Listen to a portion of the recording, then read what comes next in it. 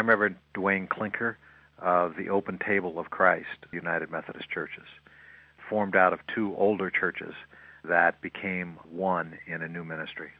If you're trying to find a nice, safe place, this isn't it, because you may be sitting next to somebody that's a former addict or an addict now. You may be sitting in a room with a person that has difficulties with the law in some way. So while we are very focused on safe sanctuaries and making things safe for our children, it is not culturally a status place. It's a place where different languages are going to be spoken. It's a place that's open to gays and lesbians. Seekers who are hungry for change are very definitely drawn here. One of our core mission points is social holiness. For us, that means that we are looking for people that are hungry for personal change and or social change.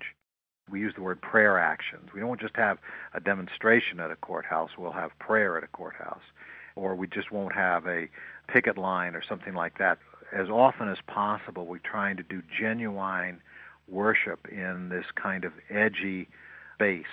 We've worshiped multiple times outside of the federal detention facility where large numbers of immigrants are detained. We were invited by some homeless activists to help focus on their issue, and we held a Pentecost service under the bridge where people had been sleeping. We did a Remember Your Baptism in the lake, so it's in public precisely because it is embarrassing.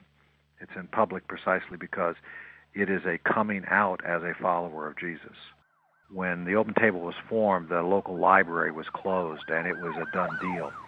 And we picked up the fight, and other community folks joined us in it. Well, we marched down the street carrying a table about a quarter of a mile and a loaf of bread and the wine and had communion outside the closed library.